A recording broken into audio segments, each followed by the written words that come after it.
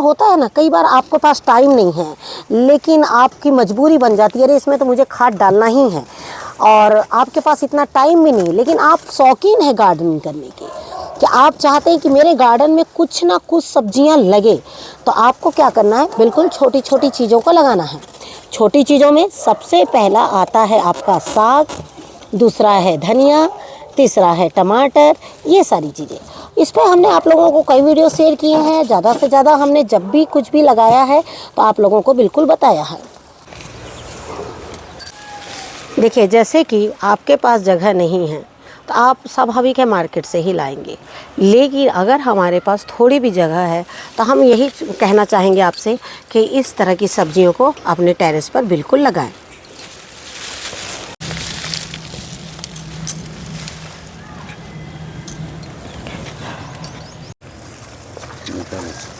नमस्कार दोस्तों, स्वागत है आपका हमारे इस YouTube चैनल में। दोस्तों, आज हम कुछ अपने गार्डन से बीटरूट निकालने जा रहे हैं, और आप जैसे देख रहे हैं कि बीटरूट जो है हमारी काफ़ी अच्छी हुई है, और इसके पहले भी हमने इसमें से 1-2 हार्वेस्टिंग करी, ज़्यादा नहीं। इस बार चिड़िया लोगों ने हमारी बीटरूट का बहुत नुकसान किया था, और यही वजह है कि बीटरूट जो है हमारी थोड़ी इस बार कम हो गई। लेकिन आपको हम ये बताना चाहेंगे कि बीटरूट गार्डन में लगाने से बहुत आसानी से, बहुत अच्छे से होती है। साथ ही जैसे कि आप इनके पत्तों का भी सेवन जो है वो बिल्कुल कर सकते हैं। लेकिन अब ये बीटरूट को मैं निकालना चाहूँगी, क्योंकि अब मुझे कंटेनर में दूसरी गर्मियों की सब्जियां लगानी हैं, और आप देख रहे हैं कि बीटरूट जो है बहुत अच्छी ग्रोथ करी है।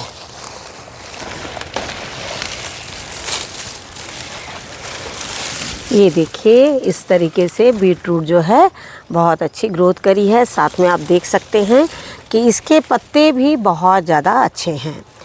तो जैसे हमने आपसे बताया कि बीटरूट में आप एक बार मिट्टी खाद करके कंटेनर में डाल देंगे ना, आपको फिर इसमें और दोबारा कुछ डालने की ज़रूरत नहीं है।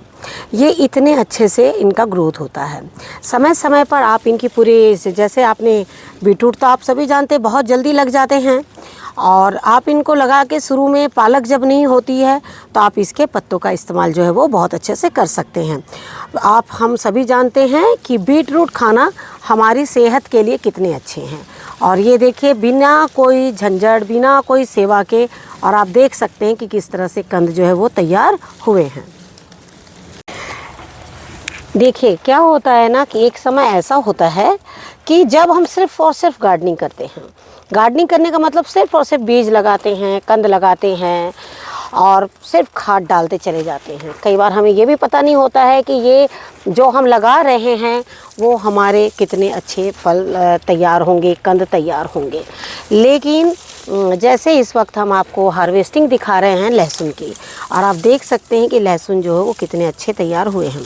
साथ ही एक चीज़ आपको ये भी बोलना चाहूँगी कि कई बार आप लोग बोलते हैं ना कि कोई भी कंददार सब्जी जब हम लगा रहे हैं तो वो क्या बोलते, कब निकालना है वो हमें समझ में नहीं आता है। तो आपको हम बोलना चाहेंगे कि देखिए, इस तरीके से ये जो पत्ते हैं वो बिल्कुल पीले होने लगते हैं, और आप उस समय निकाल सकते हैं। जैसे आप देख रहे होंगे इस वक्त की थोड़ी सी मिट्टी गीली हो गई है, तो गीली होने के कारण जानते क्या है, बारिश हो गई थी। हालांकि हम चाह रहे थे कि लहसुन इसमें और कुछ दिन रह जाए, क्योंकि हमने कुछ लहसुन की हार्वेस्टिंग करी है और उसको हमने बहुत अच्छे से स्टोर भी कर दिया। लेकिन हमने सोचा था इस लहसुन को थोड़ा लेट निकालेंगे, इसी में रहने देंगे इसे, लेकिन बारिश के वजह से मुझे निकालना पड़ रहा है, क्योंकि पता नहीं फिर से अगर दोबारा बारिश हो जाए तो ये लहसुन जो है ना वो पूरी सड़ जाएगी। और इसी चीज़ को देखते हुए क्या होता है कि हमें जो है हार्वेस्टिंग कर लेनी पड़ती है। और मैंने भी लहसुन को एक बार लगाने के बाद बहुत ज़्यादा इस पे मैंने कोई ख़ास मेहनत नहीं करी है, बस जो भी अपना जब भी किसी चीज़ में खाद दिया तो इसमें भी डाल दिया। कभी भी ऐसा नहीं सोचा कि लहसुन के लिए मुझे कुछ खास खाद डालनी है और मुझे इसके लिए कुछ स्पेशल खाद बनानी है। तो आप देख ही रहे हैं कि और उसके बावजूद ये कितनी अच्छे से तैयार हो रही है। अभी भी मिट्टी में काफ़ी लहसुन है, इसकी मिट्टी की गुड़ाई करने से इसमें से अभी काफ़ी लहसुन जो है हमारी निकलेगी, क्योंकि जिस तरह से ये पौधा देख रहे हैं निकालने से ये जो सूख गए हैं लहसुन तो अंदर ही रह जा रही है लहसुन। और अभी देखिए, मैं आपके सामने इनकी गुड़ाई करती हूँ और दिखाती हूँ आपको।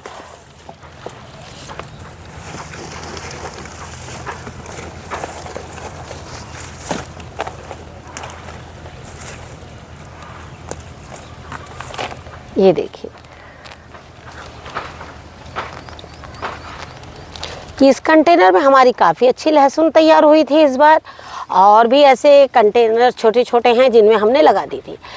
जैसे हमने आप लोगों से कहा है कि सर्दी के दिनों में छोटे छोटे कंटेनर सभी काम के होते हैं, लेकिन गर्मियों में वही कंटेनर हमें क्या होता है, उठा के रख देने पड़ते हैं।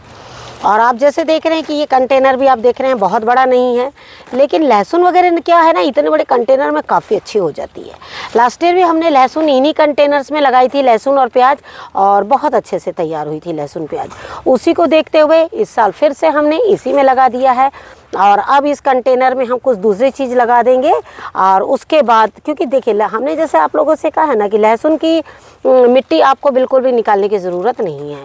इसी लहसुन में आप तुरंत आइए और तुरंत थोड़ी सी मिट्टी, और क्योंकि अब इसमें मिट्टी कम हो गई है तो थोड़ी सी मिट्टी डालिए और वापस कोई भी सब्ज़ी आप लगा दीजिए। सारे खरपतवार निकाल दीजिए। ज़्यादातर साग बहुत निकल जाती है इनमें, साग और घास, तो इस चीज़ का ना आपको बिल्कुल ध्यान रखना होगा। ये देखिए बारिश का पानी की वजह से ये देखिए इस तरह से लहसुन जो है हमारी ख़राब होने लगी है। इसीलिए आप लोगों से बोलते हैं कि जब लहसुन पक जाए, आपको दिखे उसके हल्के पत्ते पीले हो गए हैं, तो आप क्या करिए, लहसुन को बिल्कुल निकाल लीजिए। निकाल के भी आप उसको एक जगह लटका देंगे।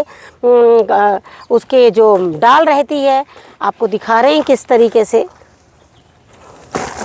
बाकी लहसुन थोड़ी बहुत होगी इसमें, अब तो ज़्यादा नहीं होगी, तो वो हम बाद में निकालेंगे, लेकिन पहले आपको बता दे रहे हैं। देख रहे हैं ना कि ये लहसुन, इन लहसुन को आप आराम से इस तरह से यहाँ पर अपने कहीं पर भी एक रस्सी में बांध के और इस तरह से भी लटका के रख सकते हैं। ये काफ़ी दिनों तक के बिल्कुल अच्छी रहेगी। और ये जो है बस इसको इस्तेमाल कर लीजिए इनका। जैसे आप देख रहे हैं कि ये जो लहसुन, ये लहसुन आप देख रहे हैं ना बिल्कुल हरी हरी है। तो इस तरह की लहसुन अगर हरी है तो आप उसको थोड़े दिन के लिए छोड़ सकते हैं और इनके पत्तों का इस्तेमाल कर सकते हैं। लेकिन जब इस तरीके से पत्ते हो जाएं तो आप उन्हें बिल्कुल निकाल कर और रख लीजिए। ऐसे कुछ छोटे छोटे कंटेनर्स हैं जिसमें मैंने लहसुन लगा रखे हैं, वो अभी तैयार होने की उनमें बाकी है। तो आपको क्या करना है, इस तरह के जो भी लहसुन हैं जो हरे हरे हैं बिल्कुल उनको गार्डन में भी छोड़ दीजिए। कुछ फसल ऐसी होती हैं जो थोड़ा लेट तैयार होती है, जो हम लेट लगाते हैं वो थोड़ा सा लेट तैयार होती है। तो आपको क्या करना है, पहले पत्ते देखना है कि हम पानी डाल रहे हैं उसके बाद भी पत्ते पक रहे हैं क्या। अगर उसके पत्ते पीले हो रहे हैं, पक रहे हैं, तो आप लहसुन को बिल्कुल निकाल लीजिए।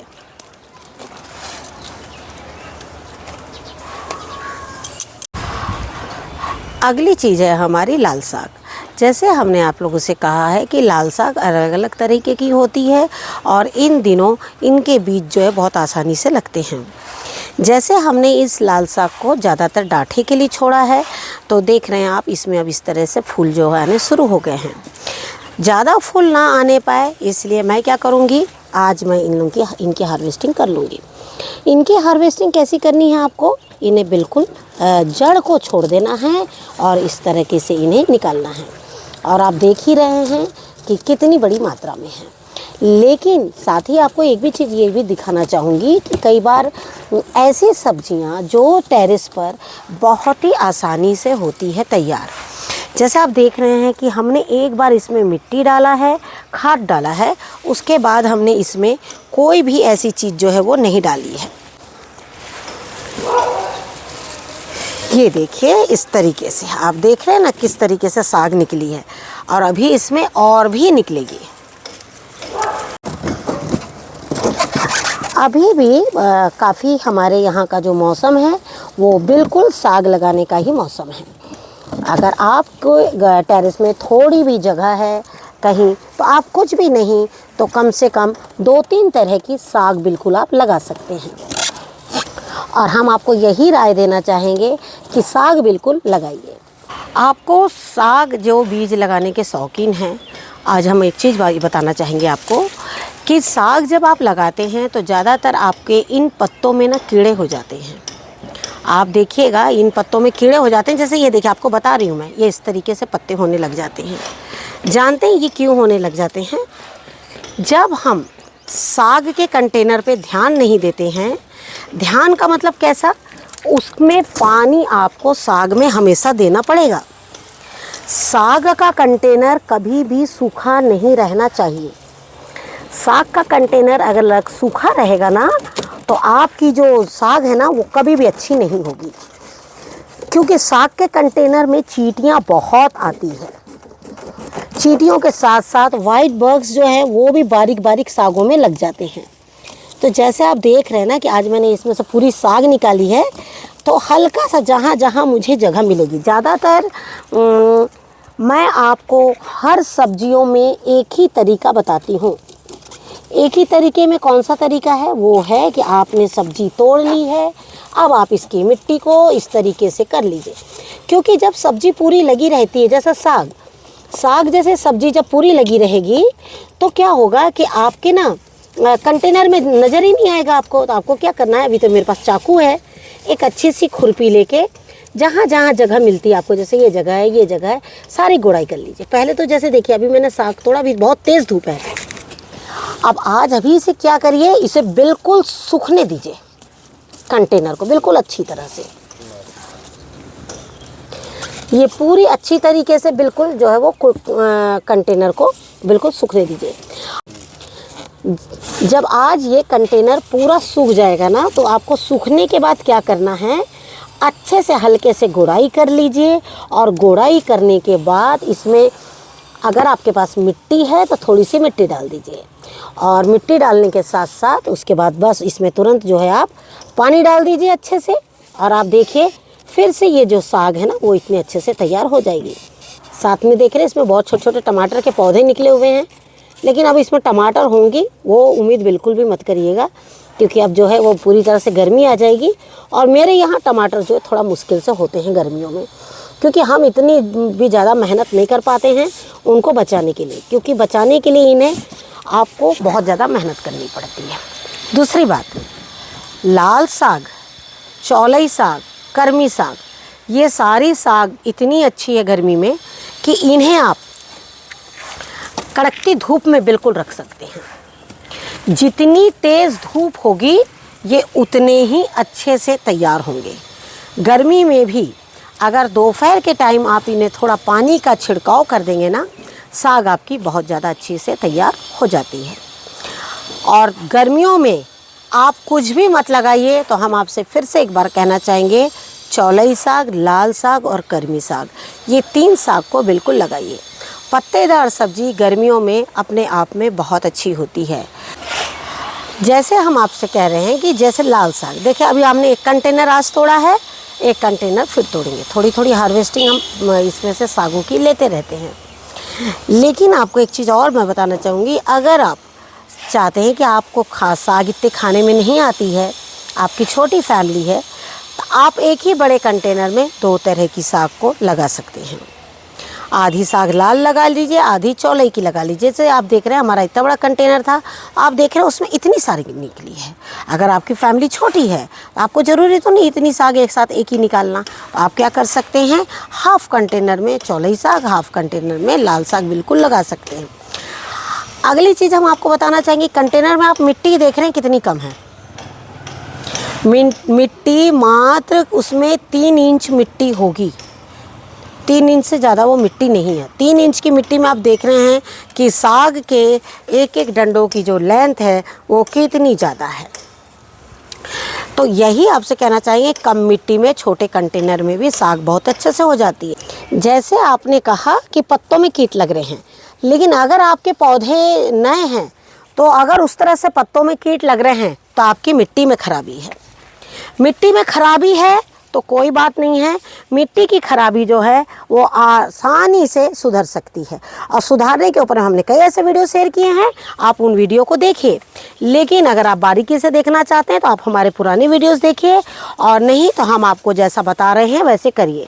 बिल्कुल देखिए, इनको ध्यान से मिट्टी को देखिए कि मिट्टी कितनी गीली है। आपको बैगन की मिट्टी को इसी तरह से गीला करना है खाद डालने के बाद में। खाद डालने के बाद अगर आप उनको इस तरीके से लगातार 3-4 दिन बिल्कुल गीला रखेंगे, और इसके पत्तों को पहले तो पूरे पत्तों के अच्छे से धुलाई करिए। मतलब जब भी आप पानी डाल रहे हैं ना, बिल्कुल प्रेशर के साथ इसमें पानी डालिए, और डालने के बाद में उसके बाद इसमें नीम ऑयल का छिड़काव कर लीजिए। आज आपने नीम ऑयल का छिड़काव किया, कल फिर से उसमें पानी डालिए, फिर से उसमें नीम ऑयल का छिड़काव करिए। इस तरीके से आपको बैगन के पौधे में 3 से 4 दिन कंटिन्यू नीम ऑयल का छिड़काव करना है। मिट्टी कंटेनर में पूरी भर देना है अच्छे से, और मिट्टी को बिल्कुल दलदल गीली बना के रख दीजिए। इतना मतलब मिट्टी बिल्कुल ऐसे गीली होनी चाहिए बैगन के पौधे की, इतनी गीली कर दीजिएगा ना, बैगन के पौधे बिल्कुल अच्छे हो जाएंगे।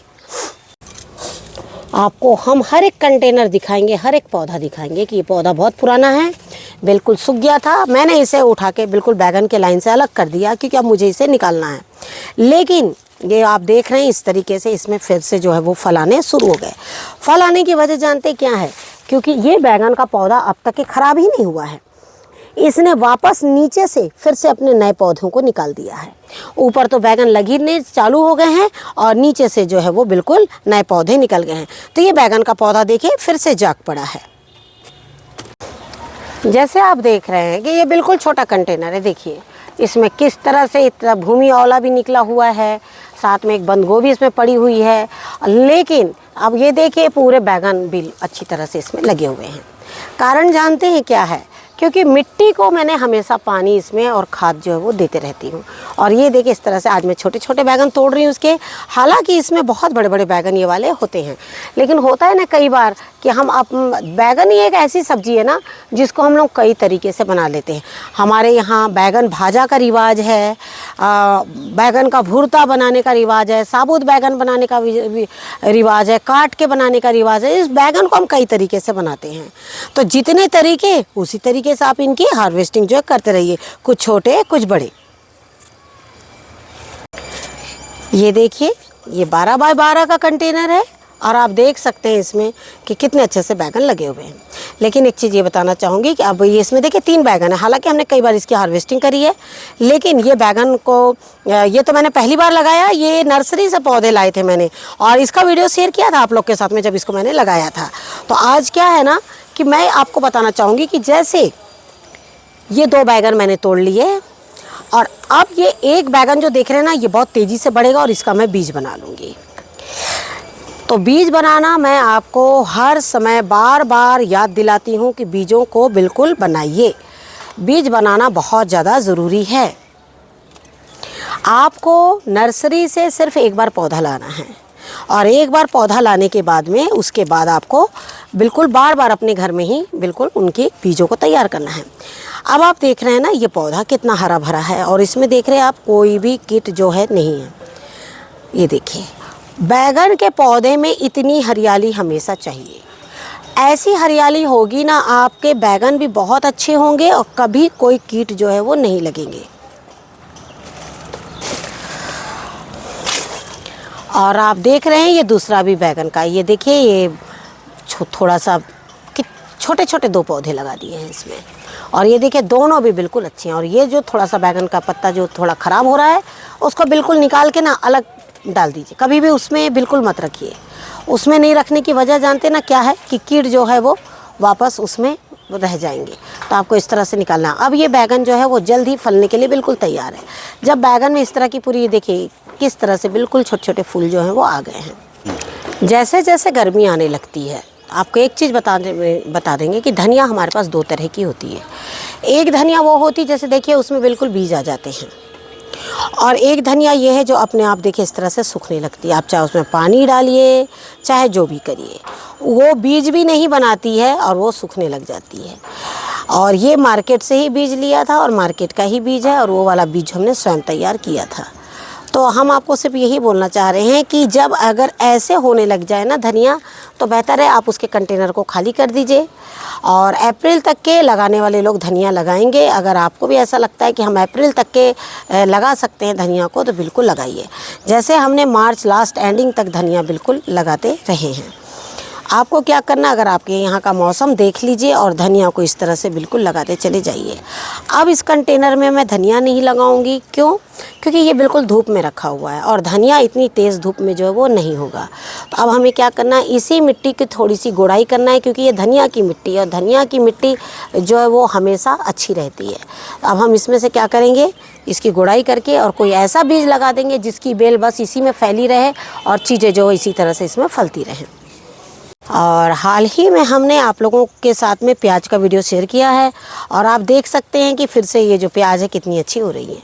लेकिन इसके साथ ही मैं आपको ये बोलना चाहूँगी, जैसे मैंने आज बैगन तोड़े हैं और आज वो मैंने दोपहर की सब्ज़ी के लिए निकाले हैं सारी सब्जियाँ, और कुछ साग भी निकाली है। तो मैं चाहती हूँ कि थोड़ा साग में मैं प्याज के पत्ते का इस्तेमाल करती हूँ, प्लस बैगन के सब्ज़ी में भी मैं प्याज का इस्तेमाल करती हूँ। तो मैं जैसे मैंने आप लोगों से कहा है कि मैं बहुत ज़्यादा प्याज के पत्ते नहीं लगाती हूँ, बहुत ज़्यादा प्याज के पत्ते नहीं तोड़ती हूँ, मैं थोड़े थोड़े तोड़ती हूँ। और वो भी कौन से, जो बिल्कुल मोटे हो जाते हैं, मोटे यानी ये देखिए इस तरीके से मोटे मोटे जो हो जाते हैं ना, मैं वो निकालती हूँ। मैं गार्डन में मैं बहुत ज़्यादा सब्जियाँ लगाती हूँ, लेकिन इस्तेमाल में ऐसा नहीं कि उनको तोड़कर फेंकना है, अननेसेसरी यूज़ करना है, नहीं, ऐसा नहीं करती हूँ। मैं बहुत हिसाब से निकालती हूँ और बहुत हिसाब से उसे मैं अपने खाने के इस्तेमाल में भी लेती हूँ। और उसकी वजह आप हम सभी जानते हैं, क्योंकि हम जिस तरीके से मेहनत करते हैं तो हम चाहेंगे कि प्रतिदिन हम इसी तरह से सब्जियों को निकालें, बिल्कुल थोड़ा थोड़ा, और ताज़ी सब्जियां अपने खाने में इस्तेमाल जो है वो करें। हमने मिर्च के ऊपर में आप लोगों के साथ में काफ़ी वीडियो शेयर किए हैं, लेकिन फिर भी आप लोगों के काफ़ी सवाल जो मिर्च को लेकर आ रहे हैं। लेकिन हम आप लोग से यही कहना चाहेंगे कि जो वीडियो हम शेयर करते हैं और एक पौधे के ऊपर में जब हमने आपको बिल्कुल बारीकी से बताया है, तो हम आपसे यही बोलना चाहेंगे कि आप उस वीडियो को ना आखिरी तक बिल्कुल देखें। पता नहीं, देखिए हमें भी याद तो नहीं रहता है, क्योंकि कुछ चीज़ें ऐसी होती है, रटी रटाई बोलनी है तो ठीक है, हमने आपके आगे बोल दिया कि हाँ भाई ये है ऐसे करो। लेकिन जब एक प्लांट को दिखाते हुए हम आपके साथ में जब काम करते हैं ना, तो उसमें हम भी नहीं बता सकते कि उस वीडियो में हमने कब कहाँ क्या बोला है। तो आपको हम यही बोलना चाहेंगे कि आप जो है इसी तरीके से बिल्कुल मिर्चियों को गर्मी के दिनों में आप बिल्कुल लगाइए, बीजों से लगाइए। आपको कहीं नर्सरी मिलती है तो नर्सरी लगाइए। लेकिन साथ में मरोड़िया रोग पर बहुत सवाल आ रहे हैं, तो उससे बिल्कुल घबराइए मत। आपको मिट्टी पे काम करना है, आप मिट्टी पे काम करना है और पत्तों के ऊपर काम करना है। अब जैसे आपके फूल आ रहे हैं, ये बारीक बारीक फूल आ रहे हैं, जो भी है आपके, अभी तो इसमें नज़र नहीं आ रहे, सारी मिर्ची बनी हुई है। अब जैसे यहाँ पर कोई फूल नहीं है और आपको लग रहा है ये मरोड़िया रोग हो रहा है, ये यहाँ से बिल्कुल ऐसे यहाँ से तोड़ दीजिए। अब यहाँ से जो है नया फुटाव आ जाएगा आपका, आप समझ रहे ना। तो इस तरीके से अब ये इसको यहाँ से तोड़ दीजिए। इसमें मिर्ची ऑलरेडी फल चुकी है। अब जो मिर्ची फल गई है आप वहाँ से इसे बिल्कुल तोड़ दीजिए, और जो दूसरे नए जो है वो कंसियाँ निकल जाए। कंसी का मतलब नई कोपल जो है वो निकल जाएगी। जब भी आप गार्डन में आते हैं, सब्जियां तोड़ते हैं, उसके बाद आप देखें कि इस कंसी का काम हो गया है, तो इस तरीके से पत्तों को बिल्कुल निकाल दीजिए। दूसरी बात, जब इसमें मरोड़िया रोग लगता है, तो ये जब पत्तों में सब मकड़ियाँ हो जाती है, तो आपको क्या करना है, इन्हें एक बकेट में, एक मग में लेकर सीधा बाहर उसे फेंक देना है। उसे वापस मिर्च के पौधे में नहीं डालना है। मिर्च के पौधे में जब आप पानी डालेंगे तो आप कोशिश करिएगा कि बिल्कुल प्रेशर के साथ पानी डालिएगा, जिससे कि इसकी मकड़ी निकल जाए। और आप जानते हैं कि गर्मियों में ही इसमें मकड़ी बहुत लगती है, तो आपको क्या करना, हम तो डेली पानी डाल रहे हैं ना पौधों में, तो आपको क्या करना, बिल्कुल प्रेशर के साथ में डाल देना है। पानी इसमें भी चला जाएगा और जड़ों में भी चला जाएगा। और बाकी काम हमने आपको बताया। नीम की खली आपको जड़ में डालना है, नीम का ऑयल का ही छिड़काव करना है। मैं खाली नीम ऑयल का ही छिड़काव करती हूँ, और कुछ घरेलू छिड़काव जो होते हैं वो करती हूँ, तो वो मैं आपको वीडियो शेयर कर दूँगी। आप मिर्च के पौधे में हल्दी बिल्कुल डालिए, उसकी जड़ों में हल्दी डालिए। इस पर भी हमने वीडियो शेयर कर दिया है आप लोगों को कि किस तरह से आपको हल्दी डालना है। जैसे देखिए हाल ही में हमने यहाँ से मिर्च तोड़ी थी और यहाँ से कुछ निकाल दिए, तो ये देखिए नई कंसियाँ आ गई और नए फूल इसमें आ गए हैं। अब देखिए हमने इतने पत्ते निकाले, ये सारे पत्ते हमारे इसके ख़राब हैं। और आप देखिएगा, अब हम इसमें नीम ऑयल का छिड़काव कर देंगे ना, ये बहुत अच्छे से इसमें फल जो है वापस बनने शुरू हो जाएंगे। नीम ऑयल का छिड़काव के पहले आपको क्या करना है, सारी मिर्ची इसमें से निकाल लेनी है।